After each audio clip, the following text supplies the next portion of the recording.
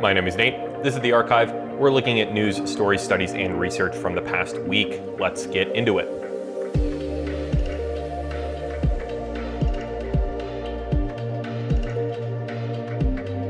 I'll lead this off by apologizing for the past couple of weeks. There haven't been uploads, so the later parts of February. Again, I apologize for that. Life got a little bit in the way, so I had one episode that was drummed up, I think for the first week after the last episode, but I wasn't able to put that one out. But I'm still determined to put out more of these episodes, so you'll see a lot more of these coming. And additionally, I was able to identify a charity that I thought was, it's one that I've heard of a few times, so I thought it'd be really nice to bring it up here. I'll talk about that a little bit more at the end of the video. And then the last thing is I'm going to start linking the articles and the research and everything along those lines in the description of the video and the Spotify link, just to make sure that you have easy access to the material that I'm reading so that you're able to, kind of spot check the things that I'm saying and I guess follow along. So with that administrative stuff out of the way, let's start off with the biggest news from the past week is the war on Iran. So the US and Israel had joint operations striking Iran over the past week. I believe this is on the 28th of February, where Ayatollah Ali Khamenei, I'm gonna absolutely butcher this name, he was killed in the strike, on that initial strike on February 28th. He's the supreme leader of Iran for just about 40 years. Iran's immediate response was the bombing of several US military bases in Kuwait. Again, I'm gonna butcher these names. Qatar, Saudi Arabia, Iraq, Bahrain, and the UAE. A lot of this has definitely blown up just because there have been nationwide protests in Iran that have been caused by economic upturns, social restrictions, and the Iranian government has killed about 2,500 of its citizens, possibly more. But the whole region is in a bit of turmoil right now, especially given the US and Israel strikes. Even so, Hezbollah, a terrorist organization that I believe is based out of Lebanon, they have been issuing their own strikes as well, and there have been numerous strikes going on between the capital of Lebanon and Beirut and Israel. From the White House's perspective, Trump put out, I believe it was an 8-minute speech going over why this had happened. And some of this resulted from Iran is chanting death to America and waging an unending campaign of bloodshed and mass murder. Iran is the world's #1 state sponsor of terror, and they do not want Iran to have a nuclear weapon. The immediate goal seems to be to destroy Iran's military capabilities. They're anticipating a 4 to 5 week window to be able to do that. And it seems that Trump is also trying to egg on Iranian citizens to take back their own country. It seems to be like a little bit of like, I hate using this term because I think it's like overbloated, but like regime change. Like there is no direct US involvement to want to replace the leader of Iran right now. They want the citizens to take that into their own hands. But I think as far as takeaways go, I have a lot of concern when it comes to there's no planned resolution here. The strikes here, it obviously warrants questions how long we're going to be in there, how many people we're going to send, how much money we're going to spend. There doesn't seem to be any widespread popular support to bomb Iran.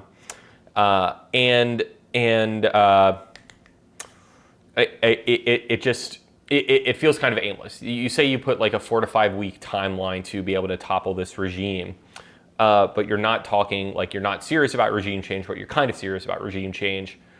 I think this definitely seems like like a Venezuela situation. A similar situation in which we take out the leader of this foreign country, who, to Trump's credit, like has been a very dictatorial person.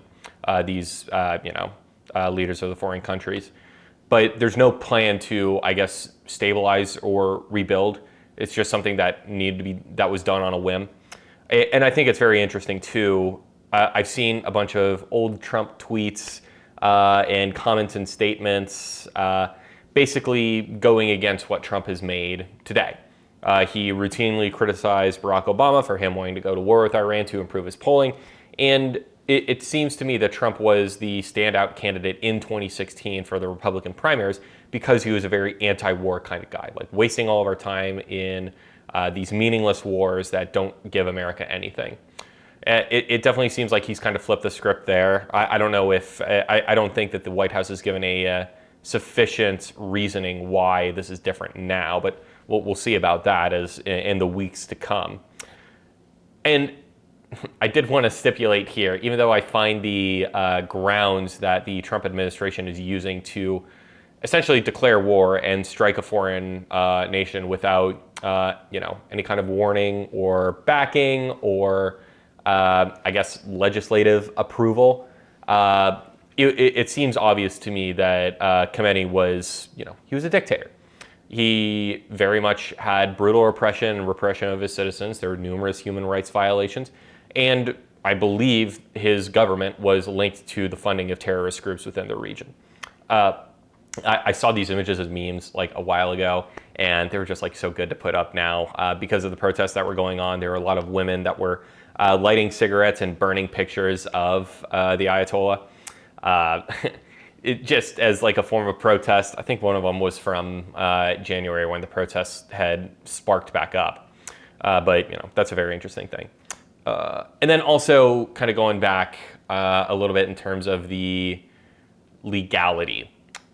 To my knowledge, Congress is the only entity that has the power to declare war in the U.S. There's the War Powers Resolution of 1973, where the president can initiate hostilities if there is either a declaration of war, there's a specific statutory authorization, or a national emergency is created. I don't think that the Trump administration has used that. I think this is, again, another case of just Trump doing what he wants and the consequences of that following afterwards as the system tries to catch up with him. I read this article from Politico, going into the legality of the actions. It goes into it goes into a couple of points. It goes into Trump's speech on the matter. It goes into the specific laws that we have on the books. It goes into some of the history that we have with similar conflicts and just lays out the grounds on why the Trump administration is, of course, as they normally do, going out of line with this conflict.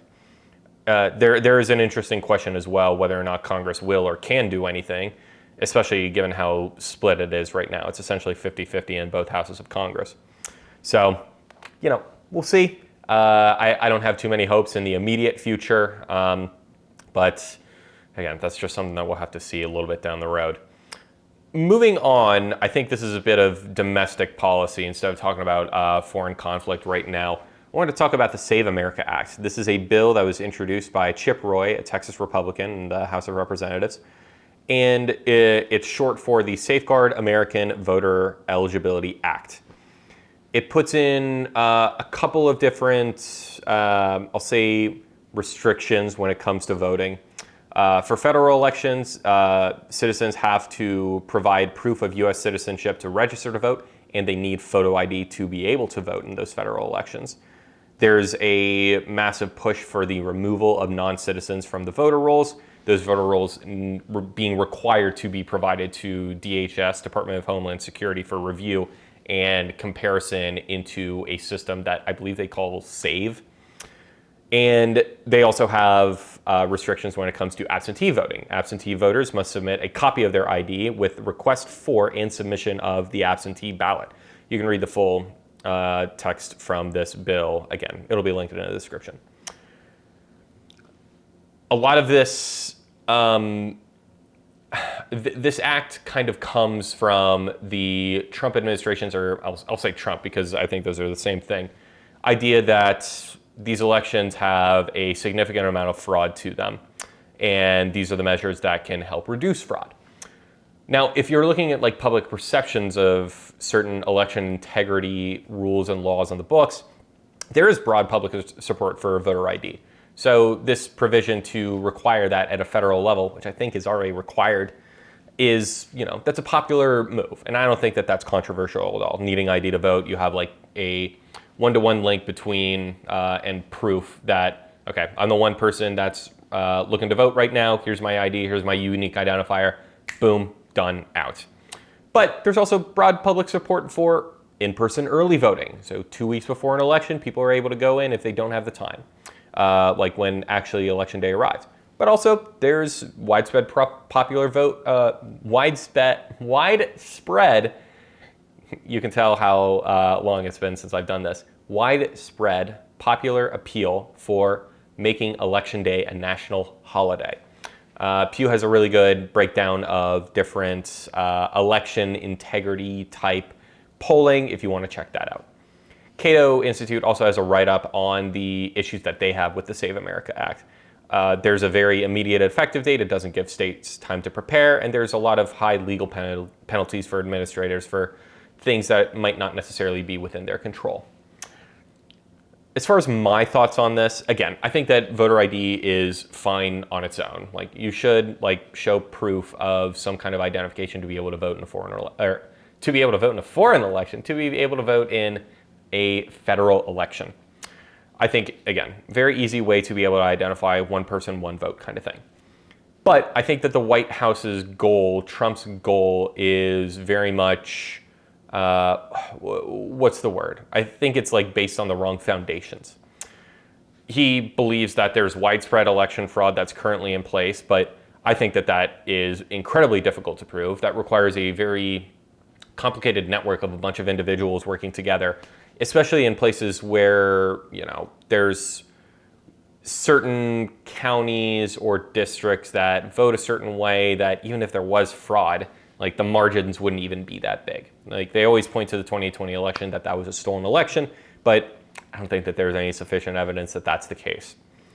They are very hypercritical of mail-in ballots. They want to remove those entirely, but I think that the way that they're doing that, just based off an initial read, I think that this imposes a lot of difficulties and security risks with sending ID information over mail. They eventually want to remove it entirely. They want only in-person voting on the day of the election. And I think a lot of these rules disincentivize voting. If you put a lot of restrictions on the way people vote, why would I come to the polls? Why would I want to have an actual say on these matters? By putting in my vote the only way that I can. And there are a lot of different barriers to entry. And I understand IDs might be a small thing that people might gripe about, but an ID is a pretty simple thing to get, and it costs $20 or something like that. But the removal of mail-in ballots, difficult for people who might travel a ton. Providing the voter rolls to purge non-citizens. I think I can understand non-citizen voting being an issue, but I don't think it's that widespread of an issue, whether or not they vote in federal elections or not, which I don't think is legal to begin with. I think a lot of this just rests on a lot of faulty logic for what they think is happening in these elections, and I don't think that it's going to have the intended consequence of what they think in the end. If they want to, increase voting, then have a lot more voting places, make Election Day a national holiday. Make it easier for people to vote and have their say, while you can still have the security of only citizens have a say in federal elections. And then let states decide for their own elections if they think that non-citizens could vote in their elections because they have a direct impact in the infrastructure and economy or more for a given state, then they should vote too. That's the states to decide. All right, away from the politics space, at least a little bit, we'll just add a little bit of a palate cleanser, just a little bit of a palate cleanser here. I want to talk about smart glasses. So, I'm wearing glasses right now. I'm really enjoying, I wear my glasses all the time. But this technology is kind of springing up again. So I thought it'd be interesting to talk about smart glasses. It used to first start with Google Glass. Everyone remembers those I'm going to say goofy. Google Glass. They were released in 2014, discontinued in 2023, and they looked like I'm going to say the lamest thing in the world. It was just essentially the frame, 2 panes of glass, and a little, extended piece of glass that had the Google interface on it. It was super weird, and you absolutely looked, kind of silly wearing them. But Meta actually released their own version of smart glasses. They have partnered with Ray-Ban, and they've been released over the past couple of years. This comes with cameras, speakers, storage, Wi-Fi, Bluetooth. There's a wristband that allows you to control the glasses through hand gestures. And there are also live translations and captions, and as well as functionalities that you would find on a normal phone, like messaging, maps, music, calls, etc. I think that this is like the coolest thing in the world. Like the ability to, I guess, like kind of have a hands-free phone-like device on your phone and be able to just like kind of manipulate it with your hands. That's so sick, especially with like the live transcription as well. And it seems that Apple is kind of entering the sphere too. They're increasing production to move in line with the massive AI boom that has been going on recently. Again, I think that this went from something very goofy to something that is useful. It's an automated tool. I like this particularly just because, you know, I think that there are a lot of people in the world who are born with certain disadvantages, and being able to kind of level the playing field for them helps tremendously. I think these glasses provide significant amount of support for people who are deaf and mute, being able to just tell at a moment's notice, like, okay, I'm able to translate and like read out what these people are saying to me without having to use sign language or have like any kind of sign language interpreter there. Like that's just amazing. That just opens worlds and worlds of communication for people in, you know, a very non-invasive kind of way, just like using glasses. Like I can just see like what people are saying right here, and it just makes it easy, again, in terms of communication. I think that it's definitely gone to a very streamlined and seamless design. Like, I mean, these glasses could just look like my glasses right now. Just a completely normal frame. They just have some kind of chip built in and an interface that I'm able to use and utilize. I think there are some concerns right now when it comes to the technology being used to register more data. Everyone memes on Facebook and Meta for trying to steal people's information. And it definitely seems that Meta is quietly implementing some of that facial recognition software in. They're rolling it back, but they're rolling it forward again. So again, I can understand the concern there. And I think that that's, you know, technology is always going to have like pluses and minuses to it. Like obviously it's pretty revolutionary that you can just have live captioning and translations. Like you don't have to go to your phone and open up Google Translate to be able to talk to someone. You can just, you know, have it in your eyes like right now. I think like in terms of the facial recognition stuff, definitely kind of dodgy. We'll see if like there's any kind of like popular support to, you know, remove or revoke that or some way to bypass it. But, and you know, I don't really know the answer to this, but I don't even know what Facebook would even want with some of that data. Obviously, you know, user data is like a pretty sensitive thing for a lot of people. There is different kind of software to purge it from the internet and stop people from using in like advertisers' sense, you know, because it's personal information. So, you know, we'll see what kind of what's its, I guess, like workarounds is for something like that, because it's probably obviously going to be implemented. It's just a matter of when. All right, last on this list, back into the politics space, but I mean, kind of in a, you know, less matter-of-fact kind of way and more of a opinionated sense, because I've been looking at some op-eds. So recently I purchased a couple of subscriptions to some of my favorite news outlets, The Dispatch and Reason Magazine. I love them so much. I have them in my you know, regular morning feed, so I get to enjoy their articles a lot. And you know, with this subscription, I have access to a lot more of their content. So I thought I'd talk about some of the op-eds that I've been reading over the past couple of weeks that I think, you know, are interesting for if you wanted to take a look and possibly subscribe to them as well. So the first one that I have is from Jonah Goldberg. He wrote an op-ed on white culture on The Dispatch.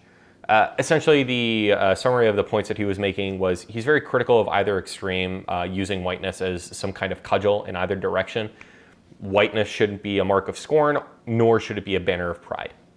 The distinction, he makes a very key distinction from things being white to things belonging towards like Western civilization. And I think this, I think that's a very interesting take. I'm not personally compelled by whiteness arguments from either side too. I think the left very much uses it as, again, a cudgel against white people and minorities who act as white. And they see whiteness as an oppressive social hierarchy. I read this book a little bit ago called White Fragility, Why It's So Hard for White People to Talk About Racism by Robin DiAngelo. I think it's a good read just to be able to understand people's perspective on things. But I think she very much uses the argument as like, here's the prevalence of whiteness in a society and how it's kind of cancerous. And here's how we can dismantle it and change people's perspectives. Again, I think that this goes into the line that, people think of whiteness this way, and I don't necessarily subscribe to that idea. And the right-wing extremists, they use whiteness as a gold standard for civilization, despite people being able to act on it without being white. I think Western civilization and the values that we have, I guess, fostered and created, probably like democracy, equality, freedom, things like that. I don't think that they're necessarily tied to the idea of being white or anything. A lot of people kind of ascribe this to being like Judeo-Christian values, which, I think that that's a lot more appropriate of a term, because it's not constraining, or it's not putting people like inside or outside of a box based on something they can't change. You can always be a part of Western civilization. You can always be a part of like Judeo-Christian values, because these are, I guess, ideological subscriptions rather than anything that's tied to something as constrictive as race. The next op-ed that I have is from a guy named Christian, I'm going to botch his name, Britschi. He wrote an op-ed in Reason magazine on data centers. He had a very heavily optimistic approach towards AI and data centers, given the new AI boom that's going around. He's speaking on the possibility of new technology that can emerge and the reduction of work that AI could cause.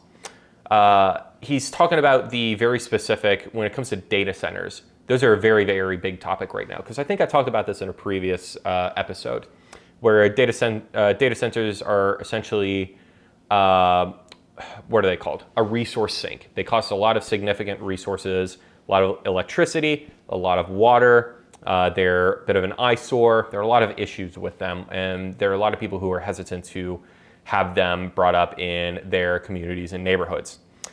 But he kind of goes into why some of these issues are not as bad. Like, the water costs are very negligible compared to other industries, and while the electricity costs are large, they could be remediated by these companies seeking energy alternatives to be able to fuel into their spaces. And if there's any kind of access, it goes back into the grid, which helps reduce costs for, normal people that live around that area.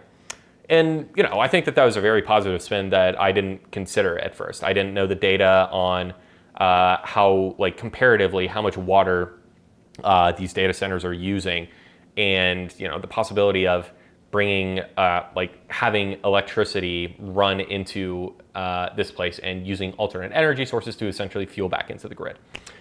I definitely think that AI can help with the reduction of menial tasks and menial work. It very much is stigmatized right now. Everyone's complaining that, our company just invented this new AI chatbot tool thing, and it's just so annoying to use. And, I think that comes a lot with new technology generally. Everyone's a little bit hesitant when it comes to the adaptation of it and the implementation of it, especially so quickly. But I'm guilty of this too. Like, I have this AI stuff at work, and I'm like, I'm not using this. Like, this is lame. Like, I already know what I need to do. But, for other people, I think it can help a lot. Like, being able to summarize certain things or generate stuff on the fly for things that you weren't thinking of. Obviously, it's like a trust but verify situation. But I think that there's a lot of opportunity that could come in the future that we're just not thinking of. And especially as, it grows more and more, there's a lot more opportunities for us to be able to dive into it and maybe implement it into our lives and hopefully reduce work in a lot of different ways. So it'll be really interesting to see where AI leads us. And, I hope with some of these data centers too, that they're thinking about, we're trying to, not necessarily like cut costs, but reduce like costs of production and making sure that it isn't a bother, because if it's a bother, I think people will be up in arms, and that might result in less of the product getting used. So we'll see. And then the last one, I'm going to circle back to Jonah Goldberg. He wrote another op-ed on some of the MAGA blowback that's been happening with these Iran strikes recently. So he very much digs into people like Tucker Carlson, Megyn Kelly, Marjorie Taylor Greene, and their complaints about Trump's strikes in Iran. He very much makes the central point that Trump is a monster. Trump's been a monster from the beginning. All these people backed him at the start and has been in his corner, and now they're very surprised that he's going against them. When in reality, Trump just does what he wants and he faces the repercussions later, and it doesn't really matter who he pisses off. He'll just try to frame it in a way that seems good. It seems that these people, I'm not going to say right-wing influencers because not all of them are, but the podcasters and the very, very vocal MAGA politicians, they're very much, kind of pissed that Trump has entered this war and started this conflict. They have their various reasons for why they think that. Some of it has to do with Israel, at least what they believe. But I think, again, they're essentially making a deal with the devil. Goldberg uses the idea of a Faustian bargain that, okay, we've let the monster out and now the monster is ravaging my village. I didn't think it would do that. I think when it comes to the idea of MAGA, MAGA centralism, I think MAGA centralism is a very nice word. You're very much kind of pinpointed into a position that's surrounding one guy, because MAGA will not exist without Trump. You're either with him or against him. There really is no redefining the movement. He runs the train. And now this has kind of led to these non-Trump White House people like J.D. Vance, who is very popularly against Trump many years ago, and is very hopeful that he turned into an anti-war president. Now they're 180ing on their positions. And now the main MAGA base, at least the most vocal people out there, they feel very betrayed. But I think at the end of the day, you can't really have a serious and lasting movement about someone who does what he wants. This is a very much reap what you sow thing. I don't think that you're going to have I think this might lead to a bit of a division between Republicans as a whole. I think you have the main MAGA camp that's having a lot of splintered people come out because they don't think that what Trump is doing is MAGA, but I don't think that's going to last too long because Trump is MAGA. He is the one that defines everything there. And the majority of his base, is on board for that. The election fraud, the COVID-19 stuff, they're all very much centrally aligned with what Trump thinks. And you're going to have some people break away, but I don't think that's enough to really chip away at the rest of the MAGA movement. This leads to a bit of a later question in terms of what's going to happen when Trump is gone.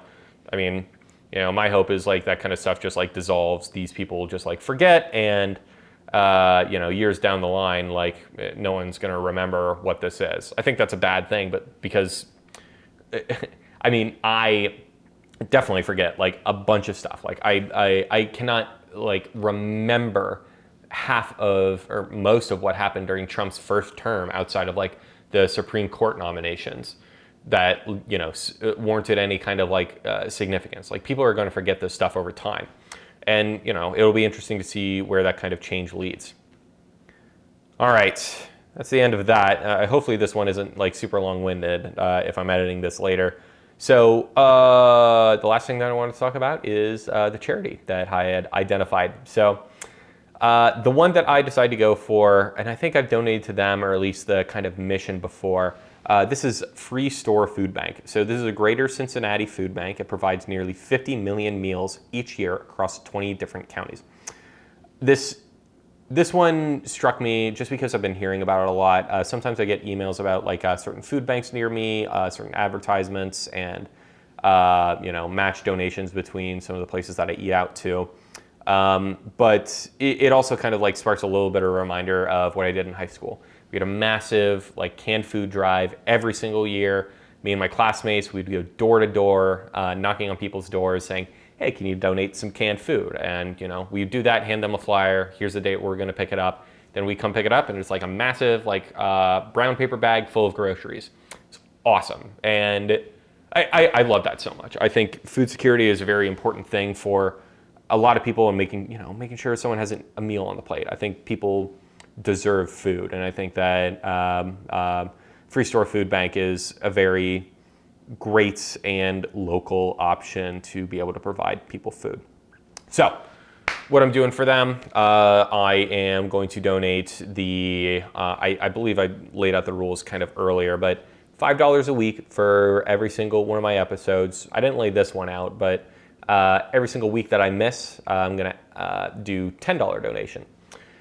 So outside of this video, I have 5 episodes posted, so at $5, it's $25. I've missed 3 weeks, 1 in January and 2 in February, so that's $10 each. And then this episode, which is another $5. So that is a total of $60 that I will be donating to Freestore Foodbank. So 20, 40, 60. That'll be them. That'll be in their pockets very soon. And I encourage you to donate as well. I think, again, food security is a very important thing for a lot of people, and just making sure that they have access to food to be able to keep living their lives. I think that's probably one of the most important things in the world. So please donate if you are willing and able. But with that, I think I am all done and wrapped up for this episode. I really do appreciate you watching.